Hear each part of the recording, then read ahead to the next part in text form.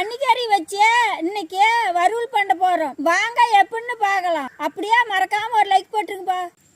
மரச்சே கண்ணு ஊத்திக்கலாம். கடுகு, கருவேப்பிலை, நறுக்குன வெங்காயம், தக்காளி, இஞ்சி பூண்டு விழுது,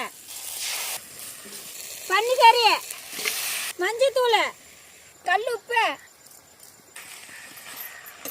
பச்சை மிளகாய், கறி மசால் தூள், மிளகாய் தூள், கொத்தமல்லி தூள்.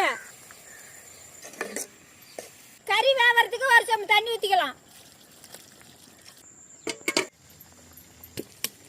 கறி நல்லா வெந்து போச்சு. கொத்தமல்லி தழை போட்டு இறக்கலாம். எடுத்து சாப்பிடுங்கப்பா. செஞ்ச பன்னிக்கறி வறுவல் எப்படி இருந்துச்சு? சூப்பரா இருந்துச்சு.